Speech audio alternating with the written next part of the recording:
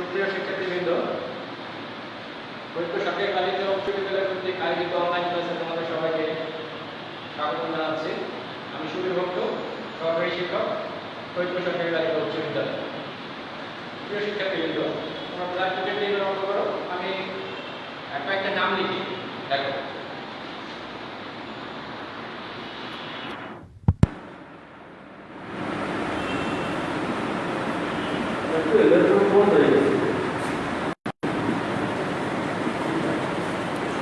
আচ্ছা, এই নামগুলি দেখে তোমাদের অনেক কিছু মনে পড়ে যাচ্ছে।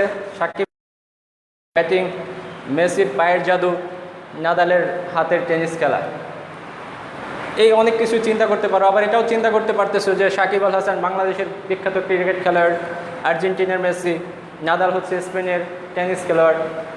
এই ধরো দুইটা জিনিস তোমরা চিন্তা করলা। আমি আরও কিছু জিনিস এখানে লিখে দিই।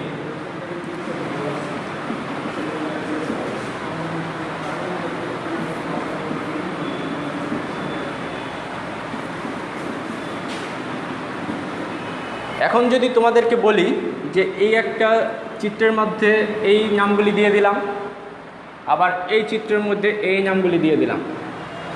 এখন যদি তোমাদেরকে আমি একটা স্পেসিফিক সম্পর্ক তৈরি করতে বলি যে এখানকার প্লেয়াররা কে কোন খেলা খেলে, তোমরা এটা নিশ্চয়ই তৈরি করতে পারবা।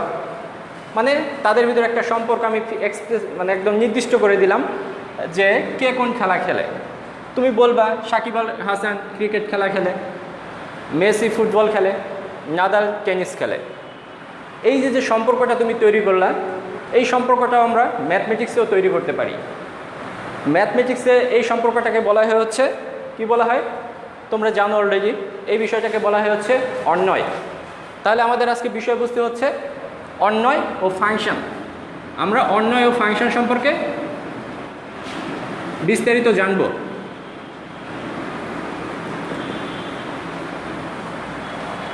আমি বললাম এগুলি হচ্ছে একটা রিলেশন, ইংলিশ টার্ম হচ্ছে রিলেশন। এই রিলেশনটাকে আমরা ফাংশন বলতে, অন্যয় বলতেছি।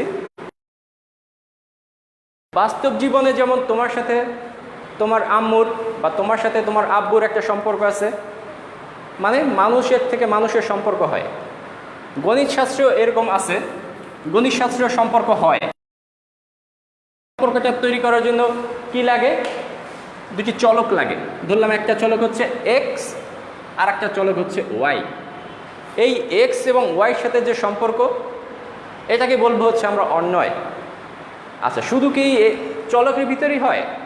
না, শুধু চলকের ভিতরেই হয় না, এগুলি হচ্ছে সেটের যে উপাদানগুলি আছে তাদের ভিতরেও হয়। সেটের উপাদানগুলি কেমন?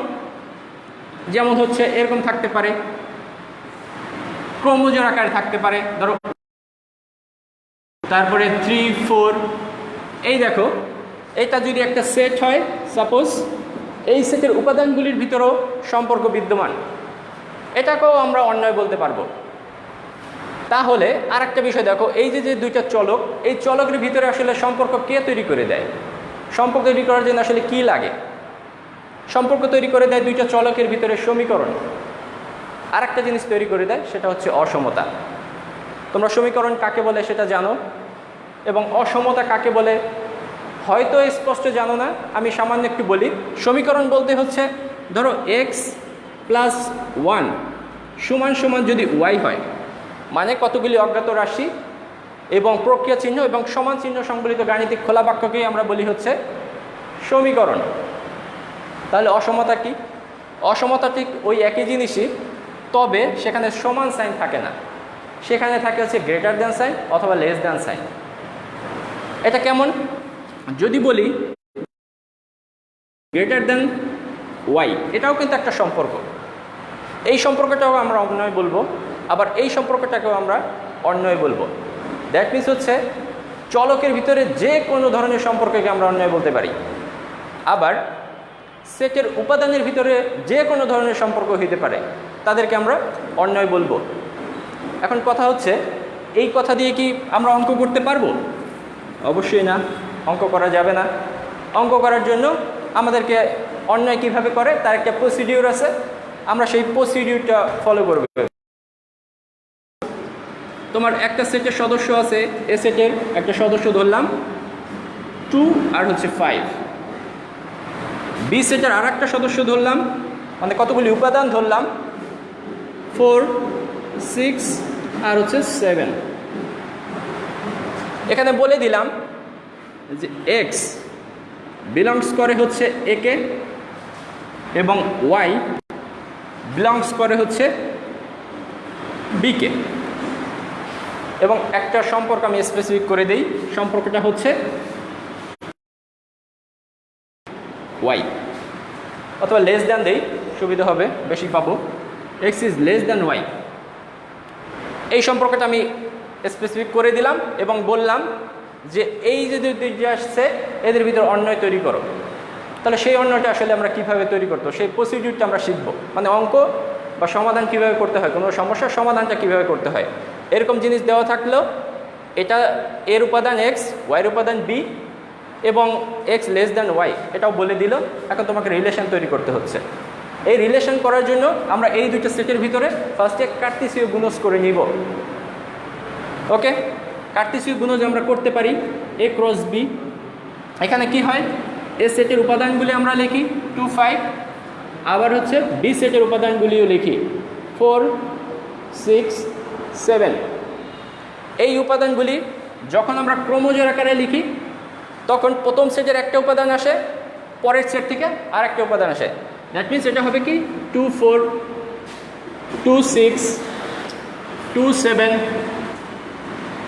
আর কি আসবে, আবার আসবে হচ্ছে 5, 4, 5, 6, 5, 7, এই উপাদানগুলি আসবে। এটা হচ্ছে প্রত্যেকটা ইন্ডিভিজুয়াল এক একটা করে উপাদান হবে এখানে। এখন এটাই কি সম্পর্ক হয়ে গেল? না, এটা সম্পর্ক হয় নাই। এটা হচ্ছে দুইটার ভিতরে কার্তেশীয় গুণজ করেছি। এবার যদি সম্পর্ক করতে হয় তাহলে এই এক চলক আর ওয়াই চলকটা যেভাবে দেওয়া আছে আমাদেরকে ঠিক ওইভাবেই বিবেচনা করতে হবে। তার মানে ওই রিলেশন, মানে অন্যয়টাকে যদি আমি আর দ্বারা প্রকাশ করি, অন্যয়কে যদি আমরা আর দ্বারা প্রকাশ করি তাহলে আমরা কোন উপাদানগুলি নিব, যেখানে এক্স বড় হবে মানে ছোট হবে ওয়াইয়ের চেয়ে, এই উপাদানগুলি নিব। এখানে দেখো কোনটার, এটা হচ্ছে এক্স, প্রথম উপাদানটা এক্স থাকে, দ্বিতীয় উপাদানটা হচ্ছে ওয়াই, এটা জানো তোমরা। দ্যাট মিনস এটা আমরা নিতে পারি 2, 4 আমরা নিতে পারি, 2, 6ও আমরা নিতে পারি, 2, 7ও আমরা নিতে পারি। এটা কি আমরা নিতে পারি?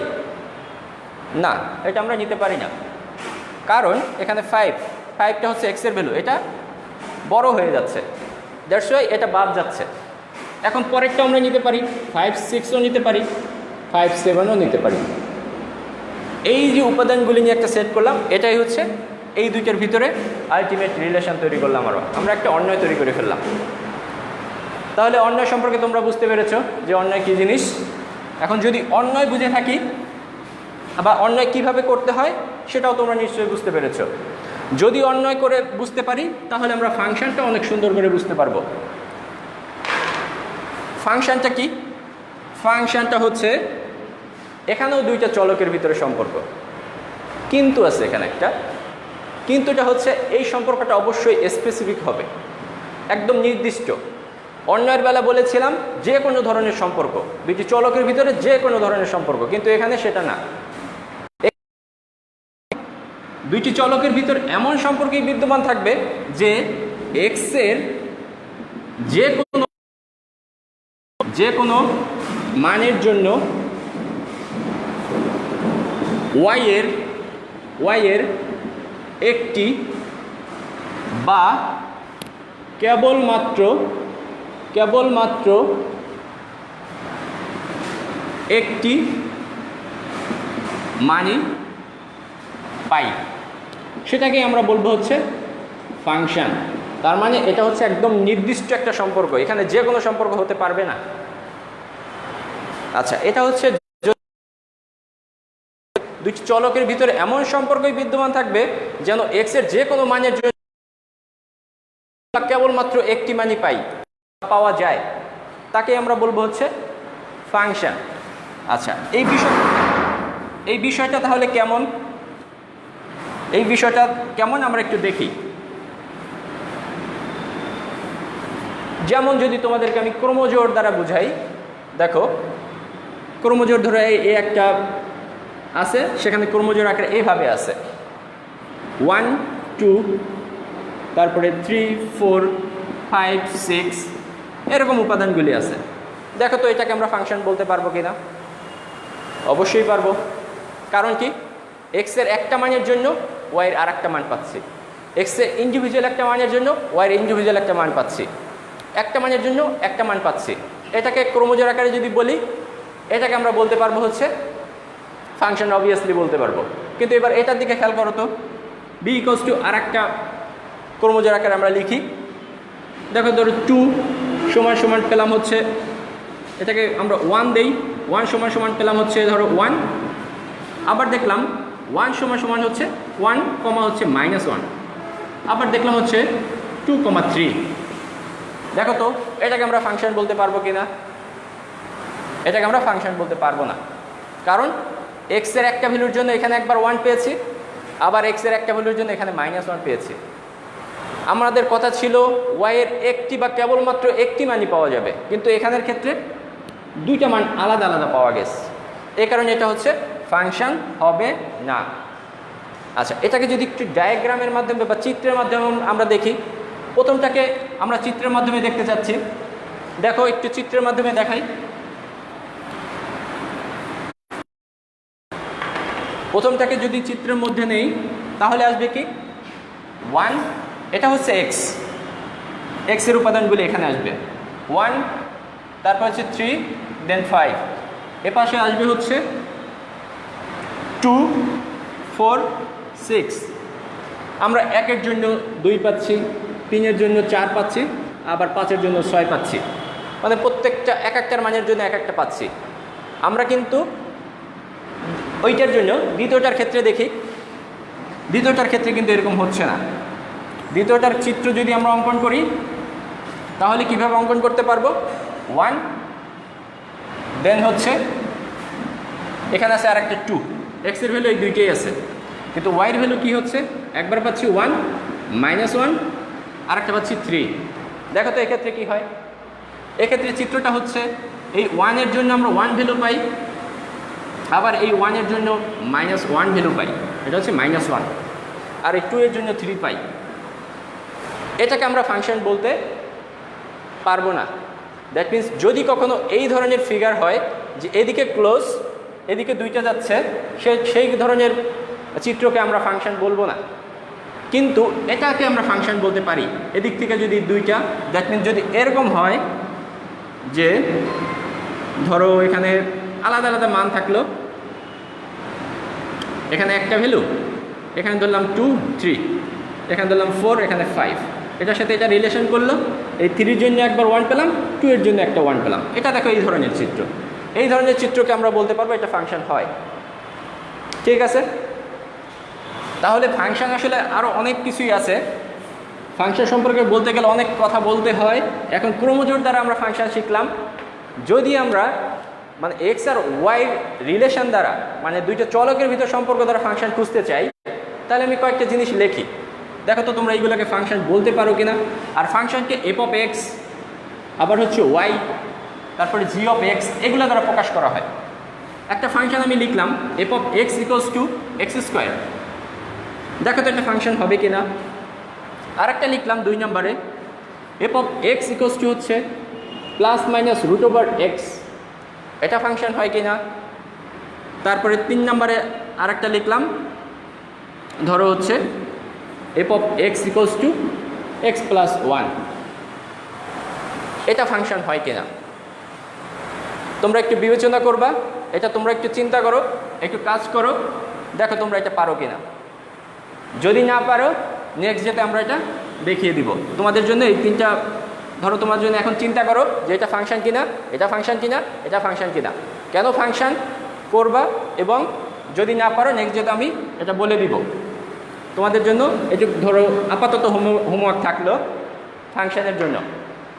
এবার যদি আমরা ফাংশনের ডোমেন আর রেঞ্জ খুঁজি, ফাংশন করতে গেলে ডোমেন, কোডোমেন, রেঞ্জ এগুলি অবশ্যই লাগবে, সেটা আমরা খুঁজবো। তার আগে আমরা একটু আরেকটি জিনিস ছোটো করে শিখে রাখি যে F of x equals to, suppose তোমাকে বললো x² -2x + 1, তোমাকে বললো যে এফ অফ -1 এর ভ্যালু বের করো। তুমি কি করবা? এক্সের জায়গায় যার যার মান বসিয়ে দিবা, বসিয়ে দিয়ে এটা হচ্ছে 1 এর হোল স্কোয়ার মাইনাস হচ্ছে 2 × 1 প্লাস হচ্ছে 1, এরপরে ক্যালকুলেশন করবা, এটা হবে 2 - 2, দ্যাট মিনস 0। এফ অফ 1 এর ভ্যালু হচ্ছে এখানে, এফ অফ 1 এর ভ্যালু হচ্ছে 0। এই হচ্ছে যে কোনো ফাংশনের মান বের করা। আচ্ছা, ফাংশন সম্পর্কে আমি আরেকটা অঙ্ক শেষ করে আসি, তারপরে আমরা চেষ্টা করব ডোমেন রেঞ্জ নিয়ে কথা বলতে। দেখো, কোনো একটা ফাংশন যদি এফ অফ এক্স এরকম থাকে 2x + 1 আর নিচে থাকলে হচ্ছে 2x - 1, এটা একটা ফাংশন দিয়ে দিছে। তোমাকে বলল এফ অফ 1/x² + 1 আর হচ্ছে এটাকে বের করবা হচ্ছে এফ অফ 1/x² - 1, এটার মান কত এটা তোমাকে বের করতে বললো। তখন তুমি এই অঙ্কগুলি কীভাবে করবা? এফ অফ x² + 1 আর এফ অফ x² - 1, এই সমস্যাগুলির সমাধান বা এই ধরনের সমাধানগুলি অনেক আছে, অনেক সমস্যা আছে, তোমরা সেগুলি সমাধান কিভাবে করবা? আমরা হচ্ছে এফ অফ এক্স যেটা দেওয়া আছে আমরা সেটা নিয়ে কাজ শুরু করব। যে এটা দেওয়া আছে এটাতে আমরা প্রথম এফ অফ 1/x² এর ভ্যালু বসাবো। এফ অফ 1/x² এর ভ্যালু বসিয়ে দিব, যেখানে এক্স আছে ঠিক আগেরটার মতোই, যেখানে ভ্যালু বসিয়েছিলাম -1 আমরা সেখানে এখন বসাবো এক্সের জায়গায় 1/x², 2 × 1/x², এরপরে হচ্ছে +1 আর নিচে থাকবে 2 × 1/x² - 1। এরপর আমরা ছোট্ট একটু ক্যালকুলেশন করব, উপরে হবে 2, নিচে x², যদি একবারে লিখতাম সুবিধা হইতো, যাই হোক x² - 1। এখন এটা ভগ্নাংশ আকারে যেহেতু আছে আমাদেরকে এখানে লসাগু করে নিতে হবে। লসাগু হবে হচ্ছে x², 2 প্লাস হচ্ছে x², আর এখানে কি থাকবে 2 আর মাইনাস হচ্ছে x² বাই হচ্ছে x², এটা থাকবে। যদি এটা থাকে তাহলে কি থাকবে? আলটিমেটলি কাটাকাটি করে নিচের x আর এটা এই দুটো চলে যাবে, উপরে থাকবে হচ্ছে 2 + x² আর নিচে থাকবে 2 - x²। এটা মান কার বের হলো? এফ অফ 1/x² এর মান বের হলো। কিন্তু আমাদেরকে মান বের করতে বলেছিল এফ অফ 1/x² + 1 এর আর হচ্ছে এফ অফ 1/x² - 1 এর, এই মানটা বের করতে বলেছে। এখন দেখো এটার সাথে +1 আছে, এটার সাথে -1 আছে। আমার এই পাশে যেটা আছে এটাকে যদি আমি যোজন বিয়োজন করে দেই তাহলে আমি আলটিমেট ফলাফল পেয়ে যাব। আমরা একটু যোজন বিয়োজনটা সেরে ফেলি। এখানে যোজন বিয়োজনের সিস্টেমটা কি? 1/x² এখানেও লিখব, এফ অফ 1/x² এখানেও লিখব, এরপর +1 দিব উপরে, -1 দিব নিচে, যেহেতু এটা নিচে মনে মনে 1 আছে। এরপর এপাশে চলে আসি, এপাশেও যেটা আছে 2 + x² উপরে লিখব আর হচ্ছে 2 + x² নিচে লিখব। নিচেরটা উপরে প্লাস করে দিব, +2 - x², আর এটাকে মাইনাস করে দিব, -2 + x²। এখন দেখবো এই পাশে কী কী কাটা চলে যায়। এটার এটা চলে যায়, এখানে এইটা আর এইটা চলে যায়, উপরে থাকে হচ্ছে 4 আর নিচে থাকে 2x²। যদি আমরা এখানে কাটাকাটি করি আলটিমেট থাকে হচ্ছে 2/x², দ্যাট মিনস এটার ভ্যালু হচ্ছে এফ অফ 1/x² + 1 আর হচ্ছে এফ অফ 1/x² - 1, এর ভ্যালু হচ্ছে এটা, এটাই হচ্ছে এটার মান। আশা করি বুঝতে পেরেছ। যদি ডোমেন রেঞ্জ আমরা চিন্তা করি তাহলে ডোমেন রেঞ্জ নিয়ে একটু কথা বলি। আসলে ডোমেন কোনগুলি, রেঞ্জ কোনগুলি, কোডোমেনি বা কোনগুলি, এগুলি বুঝতে হলে আমাদের যদি ক্রমজোড় আকারে থাকে, সাপোজ একটা সেট তোমরা তুলেছ নিশ্চয়ই, মুছে দিলাম। একটা সেট যদি আমি লিখি, সাপোজ A = লিখলাম 2 4 3 6 5 7 এরকম লিখলাম। এটা থেকে যদি তোমাকে বলি এটা এগুলি ডোমেন কোনগুলি, কোডোমেন কোনগুলি, রেঞ্জ কোনগুলি, দেখো এই ক্রমজোড় আকারে যদি থাকে, সাধারণত ক্রমজোড়ের এখানে কোনো সম্পর্কে দিয়ে দেওয়া নাই, কোনো এক্সের সাথে কোনো রিলেশন দিয়ে দেওয়া নাই, বা অন্য কোনো সেট থেকে এটা তৈরি হয় না, এটা ডিরেক্ট আমি তুলে দিয়েছি। যদি এরকম থাকে তাহলে এটার যে এক্সের মান, মানে প্রথম যে মানগুলি থাকে ক্রমজোড়ের প্রথম উপাদানগুলিকে বলা হয় হচ্ছে ডোমেন, আর ক্রমজোড়ের দ্বিতীয় উপাদানগুলিকে বলা হয় হচ্ছে রেঞ্জ বা কোডোমেন আমরা বলতে পারি। এক্ষেত্রে ডোমেন এবং কোডোমেন এবং রেঞ্জটা হচ্ছে সমান হয়ে যায়। তার মানে এখানে যদি আমরা ডোমেন বলি, ডোমেন ডোমেনকে আমরা সংক্ষেপে লিখি হচ্ছে ডোম। ডোম এ কি হবে? ডোম এ হবে হচ্ছে প্রথম যে ক্রোমোজোমের প্রথম যে উপাদানগুলি তাদের নিয়ে যে সেটটা গঠিত হবে, তার মানে হচ্ছে 2, 3, 5 এগুলি সেট নিয়ে গঠিত হবে, এটা হচ্ছে ডোমেন। এখন যদি এটাকে রেঞ্জ বা কোডোমেন বলি, এখানে যেহেতু রেঞ্জ আর কোডোমেন এক, সেক্ষেত্রে আমি একই বলতেছি। এবং ক্রোমোজোর এইভাবে থাকলে এখানে রেঞ্জ এবং কোডোমেন সমান হয়, কিন্তু সব ক্ষেত্রে রেঞ্জ আর কোডোমেন সমান হয় না। যদি স্পেসিফিক কোনো সম্পর্ক দিয়ে দেয় সেক্ষেত্রে রেঞ্জ আর কোডোমেন সমান হয় না, আলাদা আলাদা হয়ে যায়। এখানে দেখো আমি এখন রেঞ্জ লিখব। রেঞ্জ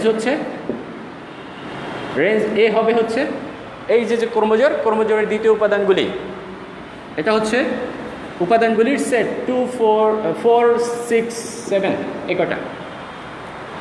এখন কথা হচ্ছে আরেকটু বলি যে কোনগুলি আসলে হবে না, মানে রেঞ্জ আমি বলেছি যে সব ক্ষেত্রে এটা হয় না। কখন হয় না তার যদি ছোট্ট একটা উদাহরণ দেই, সেটা দিয়ে আমি শেষ করবো আশা করি। ধরো একটা সেটের উপাদান আছে হচ্ছে 1, 2, 3, আর একটা বড় একটা সেট দিলাম 1, 2, 3, 4, 5, 6, 7, 8। একটা সম্পর্ক দিয়ে দেই। সম্পর্কটা কেমন দেওয়া যায়?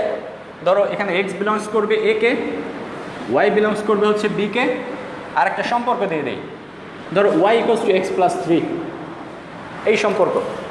এখন এখানে যদি তুমি আগে তো তুমি এটাকে ক্রোমোজোর করে মানে কার্টেসীয় গুণজ করে নিবা, মানে a × b করে নিবা। a × b করে নিলে তুমি অনেকগুলি উপাদান পাবা। b হচ্ছে 1 থেকে শুরু করে 8 পর্যন্ত, 1, 2, 3 করে এইভাবে 8 পর্যন্ত। এগুলাকে কার্টেসীয় গুণজ করে তুমি বড় একটা এখানে সেট পাবা। সেটা কি পাবা? একবার পাবা হচ্ছে 1, 1, আবার পাবা হচ্ছে 1, 2, এভাবে পেতেই থাকবা 1, 3 এরকম আপ টু একদম 1 থেকে 8 পর্যন্ত পেতে থাকবা। আবার 2 এর জন্য এগুলি পাবা, 2 এর জন্য 1 পাবা, 2 এর জন্য 2 পাবা, 2 এর জন্য 3 পাবা, এভাবে এটা পেতেই থাকবা একদম 8 পর্যন্ত। আমি মাঝখানেরগুলি লিখতেছি না সময়ের সংক্ষিপ্ততার কারণে। এখানে হচ্ছে 3 এর জন্য আবার 1 পাবা, 3 এর জন্য 2 পাবা, এভাবে এটাও পেতে থাকবা 3 to 8 পর্যন্ত। এখন কথা হচ্ছে এইগুলি সবগুলি আমি বলেছিলাম ক্রোমোজোরের প্রথম উপাদানগুলি হচ্ছে ডোমেন, দ্বিতীয় উপাদানগুলি হচ্ছে রেঞ্জ, কিন্তু এটার ক্ষেত্রে কিন্তু তা না। এটার ক্ষেত্রে দ্বিতীয় উপাদানগুলি সবগুলি কিন্তু রেঞ্জ হবে না। এখানে শুধু রেঞ্জ হবে কোনটা? রেঞ্জ হবে তুমি এটাকে চিন্তা করবা।